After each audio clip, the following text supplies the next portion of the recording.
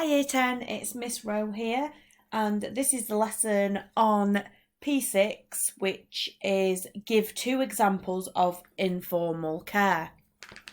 So I'll skip the entry task because you'll have done it in lesson.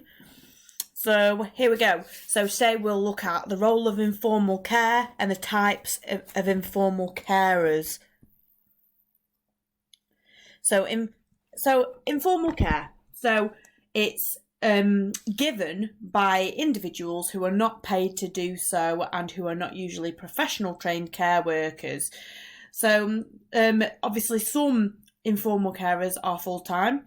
They give up their main jobs in order to look after a family member who needs long-term care and support.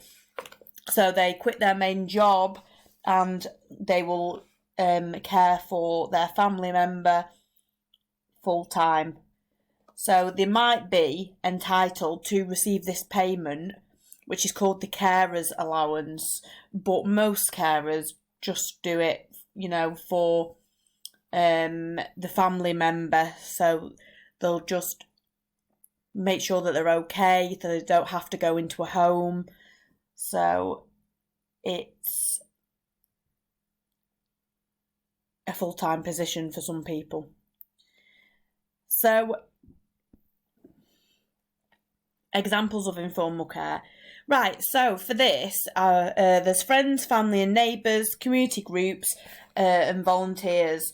So when it comes to friends and family, that obviously the informal care and support provided by friends, family or neighbours is normal helping out with like daily living tasks. So they might provide transport or keep them company, go round and have a little chat for, half an hour or something. Obviously this type of support is an example to enable older individuals to maintain their independence, because obviously some people might be on their own quite frequently, or they might have lost their partner. So as they get older, obviously they're going to be on their own. Well, this is a nice way, obviously, to help them maintain their independence and help them remain so that they're living at home rather than having to go into residential care. So that's one option. Community groups. So some informal carers from local community groups, such as self-help, they meet quite regularly. So they give people a chance to talk with others who understand what they're going through. So, for example, carers might meet up and they can obviously talk about their experience with other people. So it just helps quite a lot when they meet regularly and they're able to talk about things in full. And also because they're experiencing it themselves as well, it gives them first-hand advice that they can give to other people in the group. So there's charities and support organisations such as Age UK, Mind, Macmillan Cancer Support, also set up groups in local communities where people with common experiences can meet with each other, obviously give each other information, advice, encouragement and coping strategies, because I think it can be quite a lonely life in some areas in informal care, because it obviously might take away your social life, or you might do this full time, so you might not be able to go and do the things you'd normally do in the evenings or socially at weekends, unless you can get someone to take your place. Volunteers. So volunteers are unpaid, as we've gone through in P1 and P2. They provide support for individuals who have a particular need. So people who volunteer are trained by the organisation normally.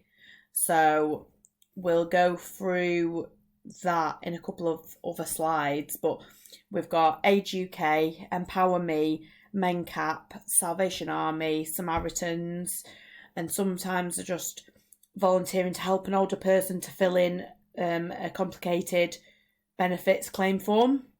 That's like Age UK. MenCap work with individuals who have learning disabilities, and Samaritans provide a telephone helpline service for people who are feeling desperate or feeling distress or contemplating suicide as well. So that is a voluntary organisation, and that is them giving voluntary care as well. So from this, you should be able to excuse me, you should be able to answer the question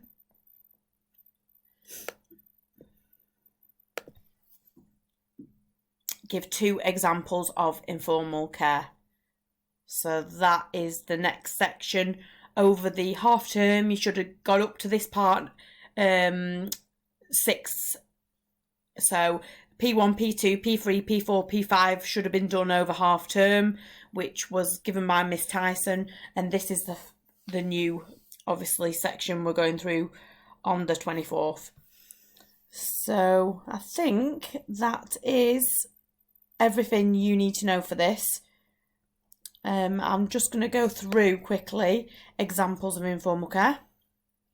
So I know I've just mentioned a few of them at the beginning of this, but collecting prescriptions, food shopping, taking to doctors or hospital appointments. So like your neighbour might take your grandma or granddad to pick up their prescription, or might take them to the doctors or to hospital appointments because they can no longer drive. They might have a service where meals are prepared for them. I think there's a few services round the Blackpool and Fylde area that will actually prepare all your meals and bring it round a van, and then you've got 3 meals for a day. Dusting and cleaning, or just having a chat in general. So personal care, bathing, dressing, these are the kind of things you've got to think about when it comes to informal care. So hopefully that's enough information for you, and we'll talk a bit more about informal and formal care in class.